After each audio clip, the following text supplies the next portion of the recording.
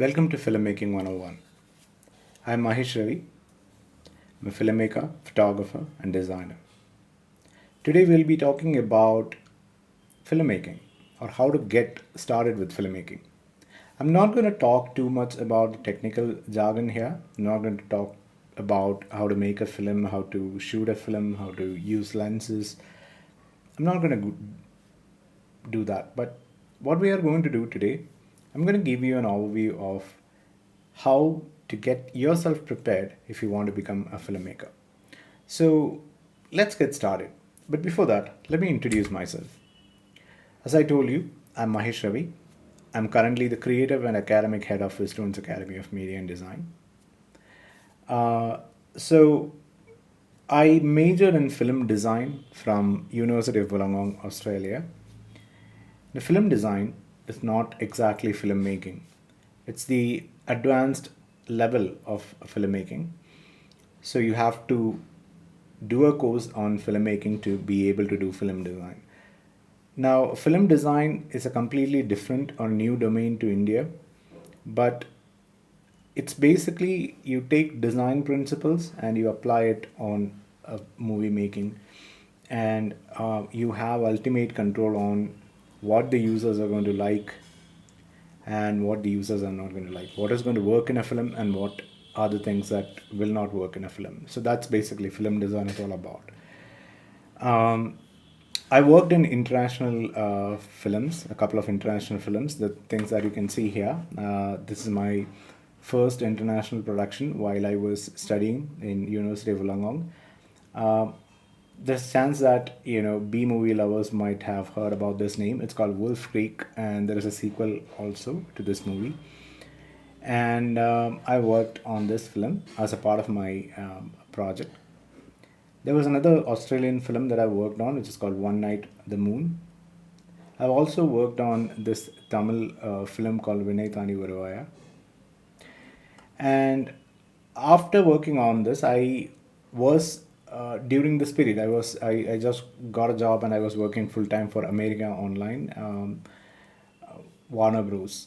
Film studios, and eventually I got into film mentoring. I started teaching films. So during that period, I made a lot of short films. So Shaku the Ghost Project was a film which actually went into a lot of film festivals. There was July, and then there was a Tamil film, a short film called Soul. So luckily, I was able to showcase this at several international film festival, and one of my film got selected in a Seoul International Film Festival. So this is about me, and let's get started with the topic. But before we actually go speak about filmmaking, I just want you to answer these questions. You don't have to answer it to me directly, but I want you to think about it. What exactly is a good film for you? For you as a person, what is a good film? Now, the second question that I want you to think about is what is that one thing that you really care for in a film? What's that one element that you really care for in a film? Now, the other question, what is a bad film for you? How will you judge that a film is bad? The last question, what is that one thing that you don't care at all for in a film? So, any element, it could be acting, it could be story, it could be music, it could be cinematography, it could be direction, whatever element that you think is the most that you care about and the least that you care about. Just take some time and think about it. Now, once you've done that, I want you to do another thing. Now, you've attended this session or you're attending this session because of your passion to become a filmmaker or you are interested in filmmaking for some sort. What is your goal as a filmmaker? What is your end goal as a filmmaker? What is that you want to achieve as a filmmaker? Do you want to make successful films? Do you want to make great films? Do you want to, reach international terrain? What is your goal? For everything that we do in our life, we have to set a goal, and we are actually striving for that. So, what is your goal as a filmmaker? Now, once you have these questions answered, I hope you have done that, we will get into our topic. So, what we are going to talk about today, we are dividing this section, um, this particular session, into three parts. One is understanding cinema, the part two will be how to make one, and the part three will how will you sell your film, how to distribute your film that you have made. So we're going to talk briefly about it. We don't have much time to discuss, but you know, we will cover some really key things or critical points that you need to understand before you start making films. So let's go into the first section. It's called understanding cinema. Now, I think most of you have your own opinions about good cinema, bad cinema, things like that. But how, when you're starting for the first time, when you're getting into this industry, or when you want to become a filmmaker, where do you start? How do you mold yourself? Before learning or understanding, trying to learn a technique of filmmaking, you have to make sure that you are prepping yourself to become a filmmaker. So there are a couple of things that you can do. This is like homework, right? That before you go into this industry or this field, you have to understand the language of cinema. How do you prepare yourself? You have to watch, read, and write. These are the three things that you have to do religiously if you want to become a filmmaker. You cannot prioritize one over the other. You have to do these three things, which is really important to become a good filmmaker. Let's say what it is, right? What do you mean by watching a film or knowing people? Let me ask you a really fun trivia here. You can see this picture. How many of you can identify this person?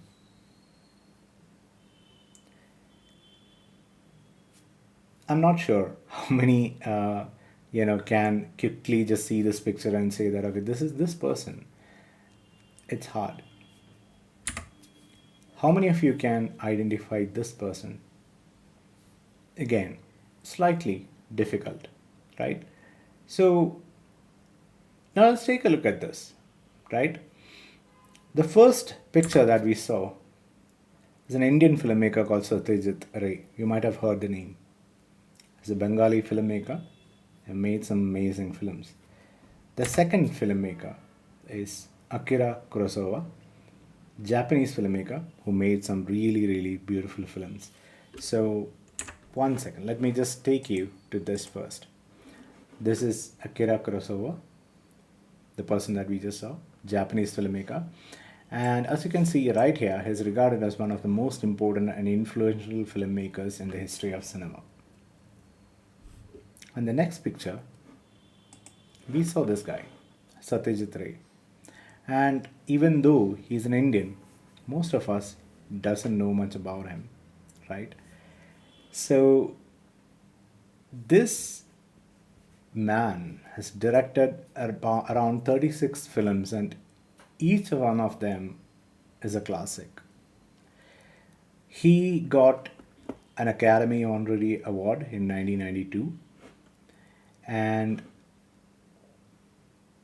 why I shared those two pictures, there is a connection. So one was Akira Kurosawa, who is regarded as one of the most important and influential filmmakers in the history of cinema. The second is an Indian filmmaker. What's the connection?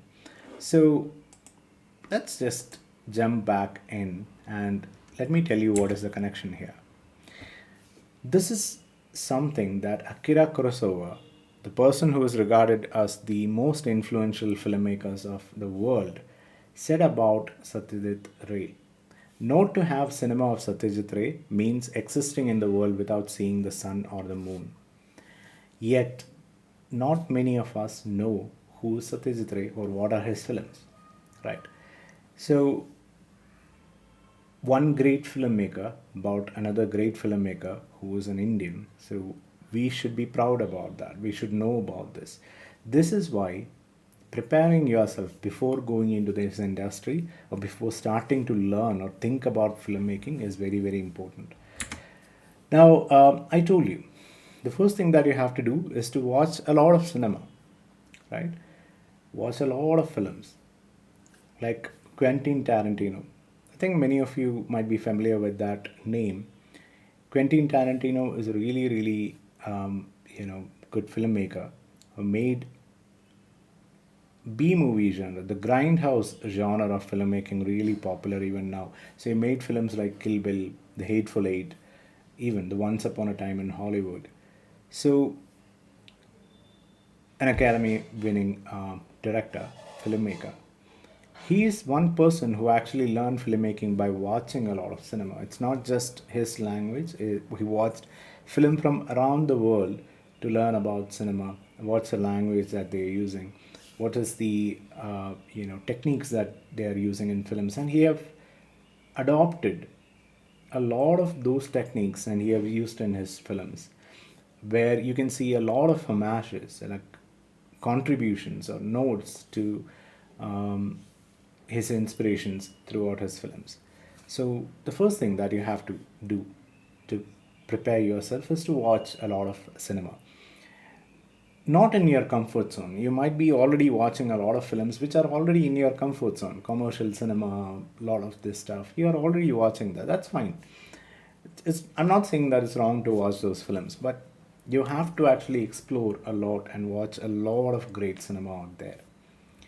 Another thing that you have to do if you want to become a filmmaker is to read a lot of non-fiction, right? So I'm not talking about reading novels, short stories and things like that. It's also good reading.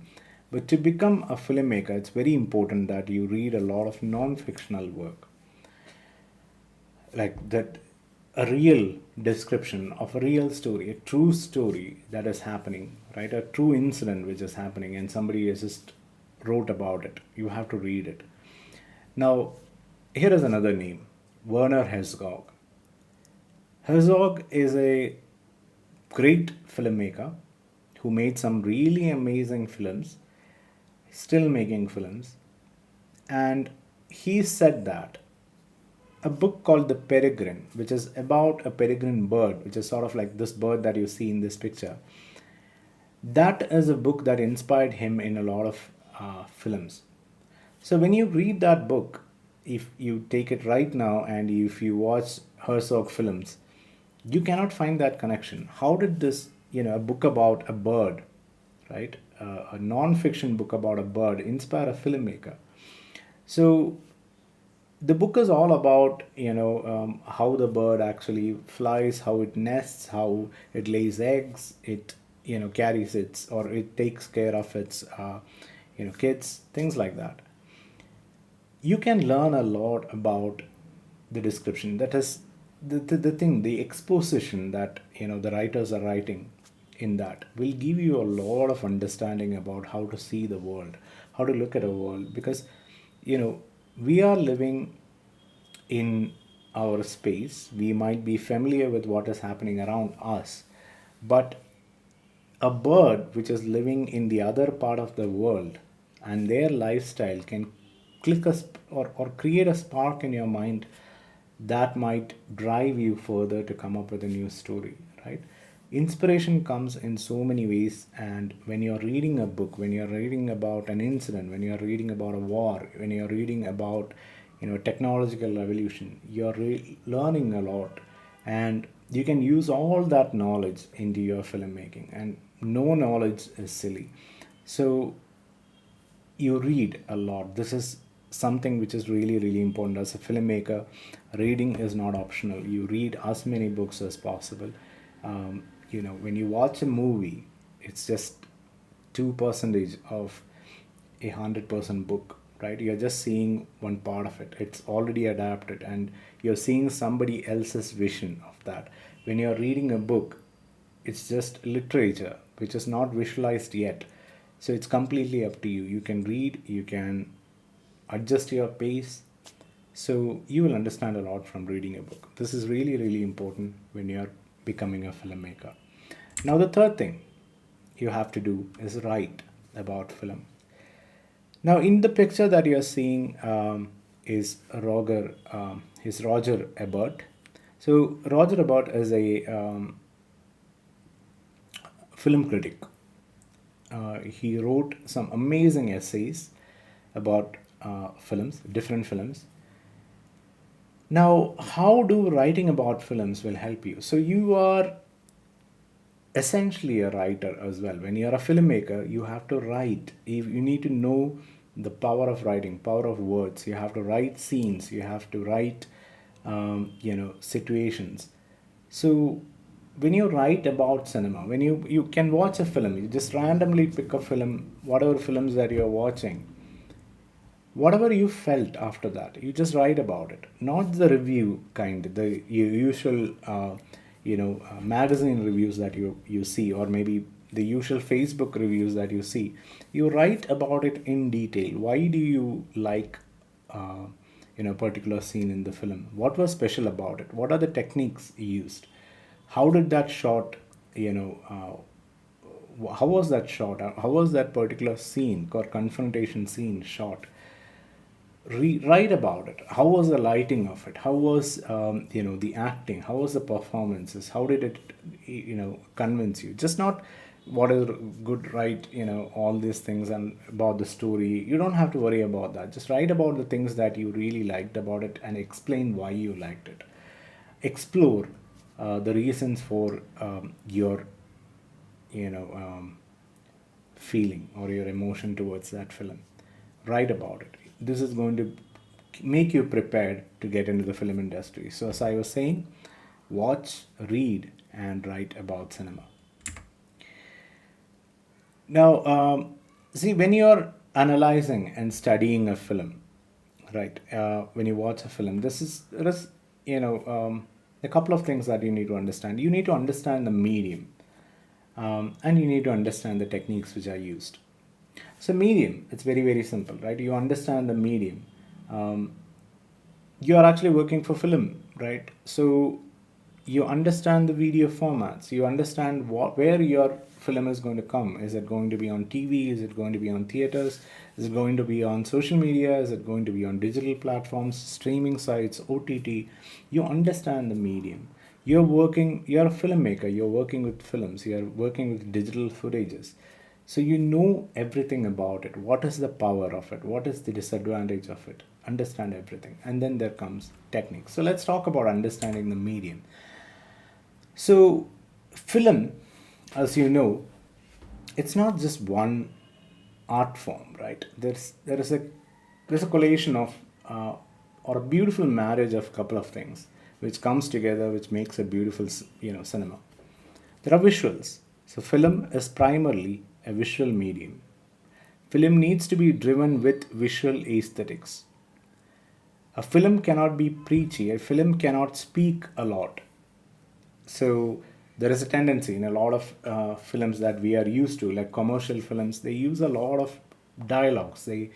Dialogues or narration, voice narration is going to drive the film. The characters often speak a lot, and through that we are actually understanding what is happening in the film. That's not good cinema. That's not good filmmaking. It's basically visual medium. You should be able to use the power of visuals in cinema. So if two characters come inside and sit in a room and they talk to each other about the whole thing which is happening in the cinema, that's very lame filmmaking, right? So you need to understand that it's a visual medium. You need to understand what drives the visual, what sort of format are there, what are the formats which are available. So there is 4K, there is 2K, these are different resolutions. There are high definition footages. There is mobile versions. There is lot of video formats which are available right now. There are different frame rates which are available. Frame rate basically means how many frames will be there in a second. Learn about the equipments that you can use. So what are the equipments which are used in filmmaking? You need to understand that. You don't need to buy it. Don't need to actually acquire it right now. You just need to understand what is a dolly, what is a jib, what is a drone, what are the different techniques, that what is focus pulling, what is all those things. You try and understand what are the medium format cameras which are available to shoot. So you understand all of this, and then you're learning, you're slowly beginning to understand the medium, right? And it'll make your transition really easy. Now, talk about sounds. Again, film, as I said, us just like visuals, one step down that, there comes sounds. Without sounds, a film is not complete. You will have voice, you will have sound effects, you will have to know about the recording. Is it going to be sing sound, which where you will be shooting and you will be recording at the same time, or will you re-record later? You need to understand that about, what is the voice that you have to use, what is the effects that you have to place in play, different places. You need to understand all of that. You need to understand about music. Again, just like visual and sound, music also plays a really important part. You need to understand where are the music cues, where should you use music, where you shouldn't be using music. This is again one mistake that a lot of filmmakers do these days. They actually put a continuous music track when scenes are happening continuously. For everything there is a background score, which is a really bad way to make films or use music in filmmaking. When you use music everywhere in a film, that music is going to take over and it will make it really difficult for you to connect to that scene or dialogues or the emotion of people, because we will be focused on what the music, where the music is taking us. So overuse of music can damage your film. You can set a mood with a film. That's a really, really interesting thing. Ambient music is something, if you are, you know, if you watch a lot of international television shows, if you watch a lot of international films, you can understand that they don't use music exactly like regular music. They use something called ambient music here. They are just going to, enhance the ambience of that scene. It could be just a bass track, it could be just some drums, it could be just some modified amplification of some sort of, instruments. It never actually goes over the voice. So that's a mood setup. Then there are soundscape for a film. So let's imagine you're working on a film which is set in 1980. You have to create a soundscape. So soundscape is like a rule book that this is going to be the sounds of the film. So if you are making a movie in the 80s and you want to be authentic about it, you have to create a soundtrack or soundscape which has a lot of electronic music at that time. So that makes it more connect to the rest of the filmmaking and will support the film. So you have to work on the soundscape as well. You need to understand before starting to work on any of this. This is basically, we are talking about understanding the medium. You have to understand the visuals, the sounds, and the music, right? So to understand this, I am going to give you a quick resource. I'll take you to a site. It's called No Film School, and this is a very interesting resource. If you are interested in learning about film medium, you can go here and you can look at the articles which are here, and you will be able to learn about a lot of tools, techniques, and technology that filmmakers are using in visuals, sounds, and music. So it's a all-in-one resource which actually collates a lot of articles regarding films, and you can go and you can check really, really interesting articles about films. So in the home screen itself, you can see an article about how to make a film with really low budget. So sorry, yeah. So once after you go here, let's get back into our presentation.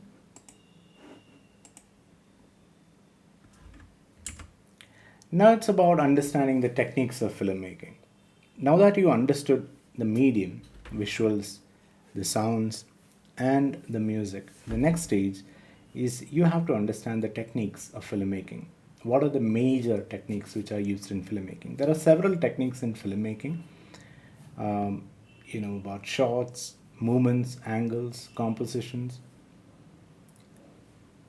We will talk about that in a bit. Writing techniques. So when you are a filmmaker, obviously when you're starting, you might have to do the writing by yourself. So you need to understand the formats of this. What is a screenplay? what's the difference between a screenplay and a script, and how to add dialogues or how to write dialogues into a film and drive the movie forward, right? This is very important, and you need to have or understand or learn these techniques. The third thing that you need to study is the acting techniques. Now, it's not very simple. It's not very simple to get good performance out of you, of actors, because when you're starting to work in a film, you might be working with a lot of amateur artists. So they might not understand these techniques, or they might not have the experience to pull off. So, as a filmmaker, you might know these acting techniques where you can actually advise them or train them on these techniques to deliver really good performances. A bad performance can ruin a film, so you need to be very, very careful when you're choosing performances. To understand these techniques is very, very important. For instance, here again, I'm going to show you a link. I'm going to attach all these links in the description. So if you go here, you can see there are 8 known acting techniques, and you can see different techniques, and most of them will start with a name, and these are the filmmakers who sort of invented that particular technique of acting. And method acting is something I think most of you have heard already, right? But that's just one technique of acting. And you might have heard this there are about a lot of actors that, he is a method actor, he's, a natural actor, and things like that. So there are so many techniques like this. So for instance, practical aesthetics is something where you relate to an incident which happened in the actor's real life, and you try to trigger that emotion back, right? So this is an already existing technique. So there are so many techniques like that, and to get the best performance as a filmmaker, you need to understand all of this. It's very, very critical here.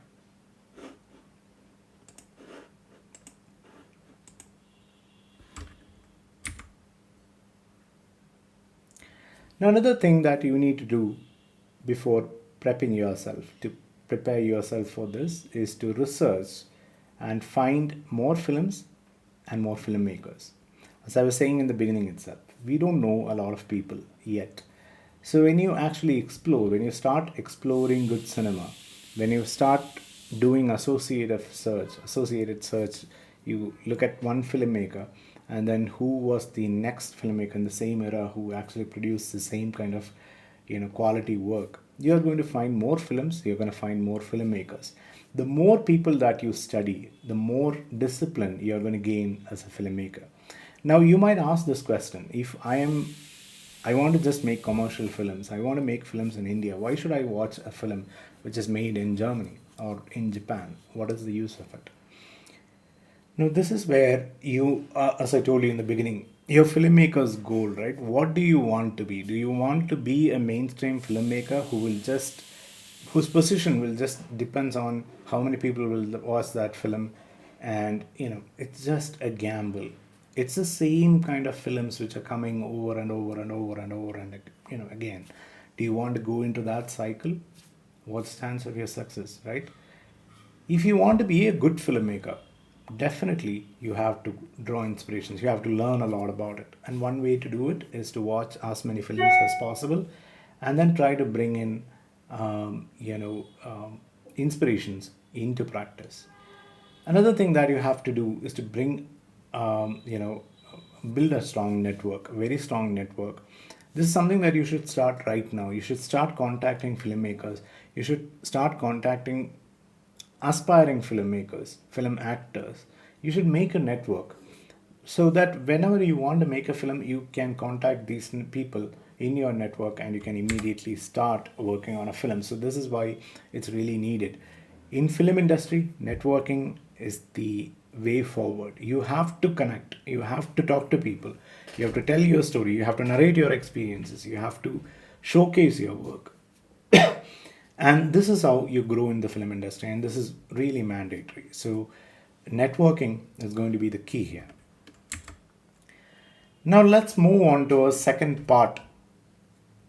We were talking about preparing yourself, right? Before getting into the industry, how do you prepare yourself to make a film? And now we are at the phase where we are ready to make a film. You have done all the things that I've explained. You watched a lot of films, you read a lot of books, you understood the techniques and the medium and everything.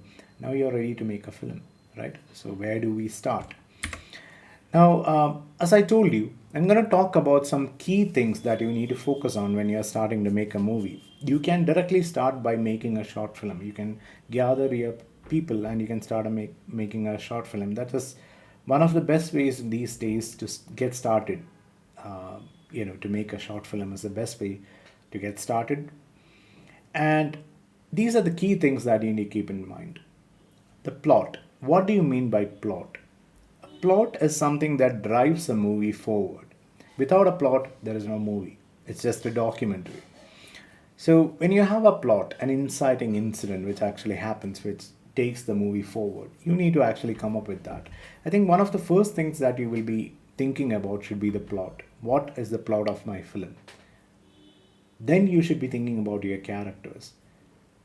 Who is going to be in that film, right? Who are the characters who are going to be in the film and what are they going to do? What drives them? What is their passion? What is their behavior? What is their character? How will the plot that we discussed earlier, how is that going to affect them, these characters? This is something that you have to do. Once you have it, you can write a script. You're going to take the plot, you're going to expand it into scenes, every scene, and you're going to add all these characters inside this. This is what a script means. You're going to take a story and you are going to cut it into different scenes. It can be based on locations, right? You cut it based on locations, and there are, let's say, 35 scenes when you cut your movie, and that scene is there. Now, another thing that you need to understand, deeper level into the script, is a short. Now, I told you a movie will be, or a big story will be divided into scenes, and this scene will be divided into shots. Every time a camera changes its view, it's called a shot. It's a new shot. So there are different types of shots. There are millions of ways that you can shoot a film. There are different shots, there are angles, there are movements that you can bring into this. I'm not going to go deeper into that, but I will just say you might have heard about close-ups. That is one shot. You might have heard about over the shoulder shot, right? This is where you actually see somebody's shoulder and another person's close-up. So there are different shots like that. How do you actually take this scene and break it into different shots? That's something that happens next. Then it goes to production. Once you have all of these things ready, you actually shoot a film. There are a couple of things that you need to know about that. We'll talk about that. And then the post-production of it. Once you have made the film, you went outside, brought all the actors, they said the dialogue, you shot it. Now post-production happens. You have to go in and you have to edit your footage. You have taking all the things that you have shot, you are bringing in and you are adding it together. You're adding sounds, you're adding effects, your titles. So that happens in post-production. This is how the process happens. And I just wanted to give you an overview of what are the most important things which happens. And as a filmmaker, you should be taking care of. Now, I was talking about the plot earlier, right? Let me give you an example. And I don't know how many of you have heard about this term. It's called 3-act structure. Every movie is divided into 3 parts: Act 1, Act 2, and Act 3. As you can see here, Act 1 is the setup. So this is where all the character expositions are going to happen. This is where you will be introduced to the character. What is the character's behavior? Where do they live? What do they like? What do they don't like? This is where the setup happens, introduction to the characters and all that. And you can see this plot points. There is going to be a plot which is happening. It could be an incident, something which happens where the tension rises. The tension is going to rise. So that is what actually keeps the audience engaged. That plot is going to make the story slightly complicated. The stakes are getting high. That stage is called confrontation. So setup and confrontation. And there is another plot which actually takes it a little worse and you go to a crisis. So this is basically what happens is this crisis after that, this is going to come down as a failing action. This is usually referred to the climax of a film. This can be good, this can be bad, whatever it is. This is where the resolution happens. Resolution means the final, what is the final solution, right, of this story. It doesn't have to be happy, doesn't have to be, always sad. Whatever you want, you can do it here. But these are the three acts, and if you look at every single movie, there is this three act structure. There are certain movies which actually tries to break this three act structure. There are some experimental films like that. But when you take the general anatomy of a film, this is how a plot is being created, right? This is how you think about a plot. You actually think about the setup, you think about the confrontation, what is the conflict that happens in the film, and then how do you solve that conflict. You can solve it a good way that makes it a happy ending film. You can solve it a bad way, right? Doesn't matter, but as you like it, you can solve it. So this three act structure is going to be very important when you are making a film. Now this is about plot. Let's talk about characters right now, a little bit of detail.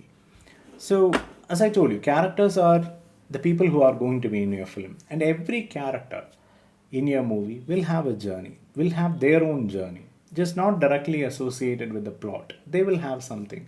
So, this is the hero's journey. This is created by a filmmaker called Campbell, and basically, what happens here is a character, right? I will simplify it. You don't have to actually think about it. A character who will be naive in the beginning, who doesn't know much about life or his future or anything. When the plot happens, when that conflict happens, he's slowly going through a lot of experiences. And at that peak point, he is going to reveal, it is going to, he is going to realize something. A big revelation happens to him. And this when this revelation happens, the character transforms into a more mature person, right? A mature person, and situation again comes back to normal. This act happens in every single character in some sort of way, right? There will be challenges placed in front of them. There could be helpers coming in. There could be a mentor who will teach them or guide them. These are different options that you can add in a film, but usually in a movie, a character will have some sort of conflict happening. When the conflict happens, the character goes through a transformation. This is very important. A character will not remain the same when a movie starts and the movie ends. The character will take them somewhere, right? Like just like in life, when something happens to us, we are being transformed to something else. So this is something which happens to every character, and this is something that you have to remember in while you are making a film. So that's about characters. Let's talk about a script. Now, what is a script? This is, not something that I can teach you in 1 hour, but I'm going to give you a breakdown of script. As I told you, we have a story right now. We have a long story, but how do you shoot it? Is it possible to just have a story and go to a location and start shooting it? It's impossible to do that. You need a scene by scene breakdown. So each scene is divided at a new location. So if I am actually shooting in this house and in this room, it's going to be one scene. If I go out to another room, that's a different scene, right? As location changes, the scene changes. So we have to take a movie and we have to break it down into scenes. That's what scripting does. One of the most popular tools of script writing, and you can use this, it's free and it's called Celtex. If you go in here, you can just subscribe for a free account, and I'll show you an example. This is a script that I was using to teach in my class, and it's just a scene. So you can see when you go in here, you can see the script of this particular project. You open that up, and I've been already working on this, so you can see a script.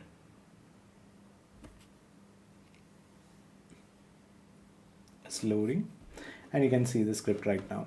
So in here you can see that this is a scene title. It's INT, it's interior, diner. So interior of a diner, and it's daytime. And we can see the description here. So this is what happens in that scene. We see the inside of a roadside diner. Bob and Charlie are sitting in a booth and having coffee. This is where the scene happens. and then the character is saying this dialogue. A character called Charlie is saying this dialogue, and Bob, he is sipping his coffee and he is saying this dialogue. And then Bob continues. This is how a scene basically ends. Bob walks out of the diner and Charlie goes after him. So basically it actually says that we are out of the diner, right? So then it has to cut to another scene. So you can see that now it's the exterior of the diner and it's daytime.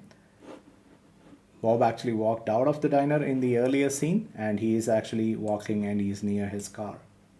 So this is how a script is written. You can write it very easily using this software. So if you go here and start typing, let's say int, and you can type the thing, or maybe you can use a lot of helpers here. So if you just say that you want to insert something from here, you can just see that and you can insert it. It's a very easy tool. If you are just starting with script, you can do that. Now this is script, as we were talking about. This is basically script. And the next thing what happens once you have written the script, so you know all the scenes, but inside a scene itself there are so many camera angles. The camera actually changes. The camera is not going to stay at one position. How do you change it? How do you actually decide where to cut a shot? That particular process of dividing a scene into shots is called shot division, and this is an example of that. Now I'll just quickly show you how shot division is done. Once you go into this tool, Celtex itself, you can see that once you have written the script, it automatically gives you a short list. So if you open that up,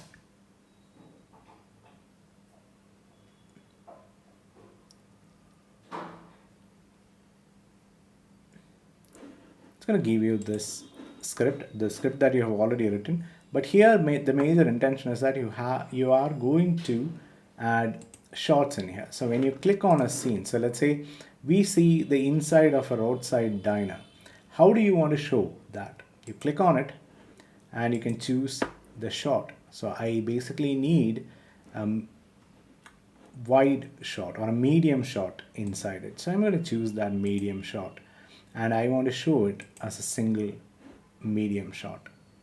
And I can add movement if I want, slow track forward, or I can add any other movement. I want to say that it's a static shot. So there is no camera movement when I show the interior of the diner, and I'm going to update it. So the shot is already added. That thing is going to be shot with this. This is how you make the shot division. So let's say inside the booth, Bob and Charlie are sitting in the booth and having a coffee, and then Charlie is speaking this. At this time, I want it to be a close-up of Charlie. So I'm going to click on this dialogue and I'm going to say, instead of over the shoulder, I'm going to say a close-up, and it's going to be a single shot of Charlie. And I don't want any movement in here. So I need it to be a static shot. I'm going to click update. So that is a shot. Though I've already added the shot there. I need to add another shot to Bob. I'm just going to go here. I'm going to change it to close up, and I'm going to do the same thing here, single, and it's a static shot, and update it. So this is how you divide the shots. But before dividing it, you should definitely know how to divide it. Right now, all you saw was that I went to the scenes, I clicked on it, I selected the shot. But how does it connect together? How do you know that, how do I cut from a long shot to a, wide shot? How did I cut from a wide shot to an extreme close-up? What is the sensibility behind it? What is the psychology behind it? My one answer is to watch a lot of films. Watch a lot of films, take a look at one scene and take a look at how many shots are they using in that one particular scene. I'll show you an example. Let's go take a look at a video. Now this is a clip from it's a series called Stranger Things. Now I'm going to play the video, but what I want to do is I want to actually fast forward it a little bit, right? So I'm going to fast forward this to this area, and let's say that the scene is starting from here. Let's play it back.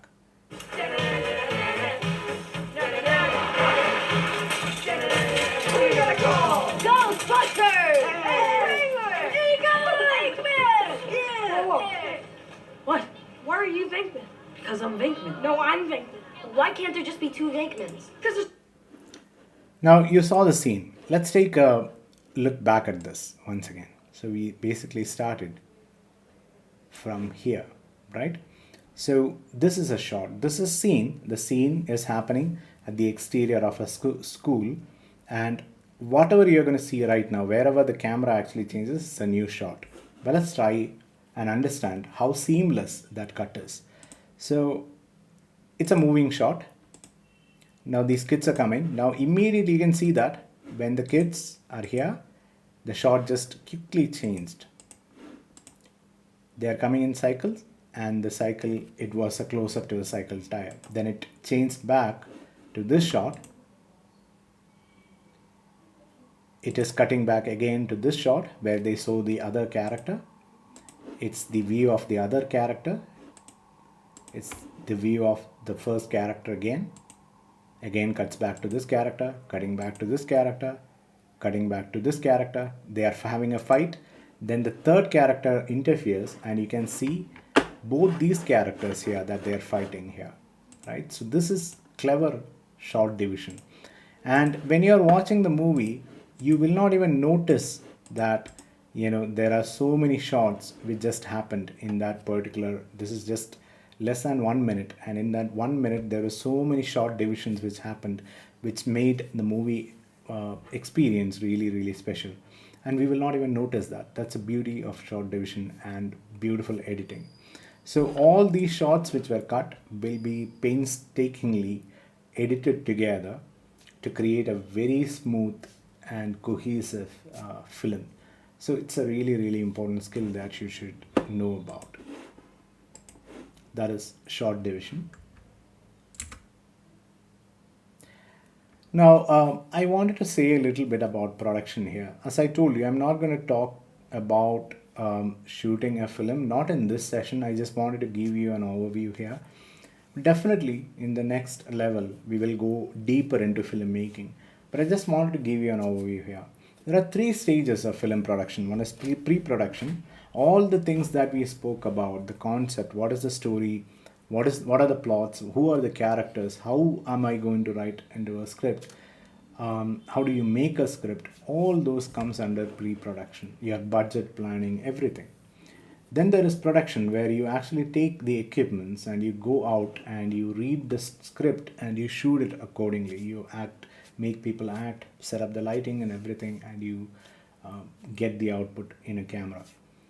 Then a very important thing happens, post-production. You have shot all this. Now what? You have to take all this video, the sound, the music department. Now everything, you have to put it together. You have to use an editing tool like maybe Final Cut Pro or Premiere. You're putting all of these things together, just like we just saw in the video.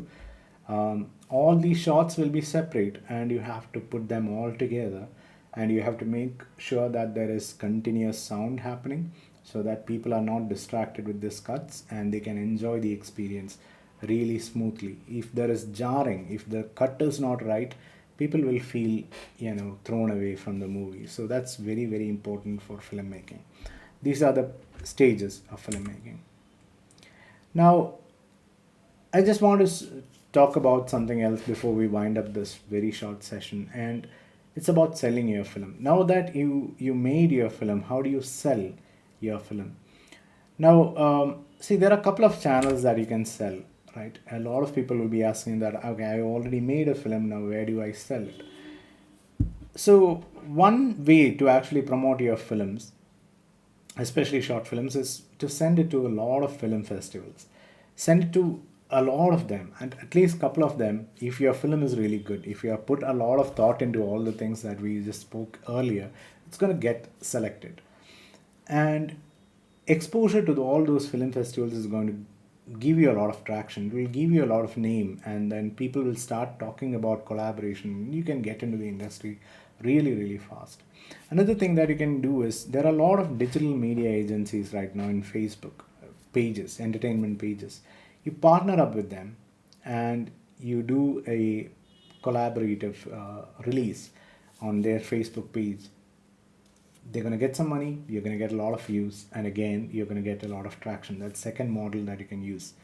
Another thing that you want to just make a film, and you need, your aim is to get into the major film industry. You can use it to pitch your idea. They will understand. Just show them a short film and they will understand how good you know the language, how good you know the visual language, the medium, and all that, and they will definitely give you a chance to make a bigger film. So this is something that you can use for pitches. So always try to do that. And I'm going to give you one resource which is really, really useful. It's called Fest Home. So when you actually make a film, rather than searching a lot of film festivals and all that, you can just go here and you can log in, and it's a free thing. Register, and you can upload the film here and it'll automatically send it to a lot of film festivals which are happening around the world. So it's very easy. It makes the job really, really easy for you, and you can send it and you can go to a lot of film festivals and all that. So this is one way that you can market your film. Now, one last thing that I wanted to actually share, some of the keywords. You can take a screenshot of this and you can keep it. As I told you in the beginning itself, reading about cinema, watching a lot of cinema, exploring and researching about a lot of cinema is the first way that you need to prepare yourself. And then this list is going to come handy for you. You can use it as a glossary and you can just search these names, read about them, watch their films, use those technologies. There are technical names. For example, there is 180-degree rule, which is really important in short division. 3-act structure that we spoke about. Just do a Google search on all of this and try to find out as many information as possible. Now, this was just an overview, and I will be back with a detailed workshop on filmmaking soon. Until then, take care and bye. So, this is Mahesh Ravi from Vistoon's Academy of Media and Design, and you can contact us via our Insta or our website, www.vistoons.com.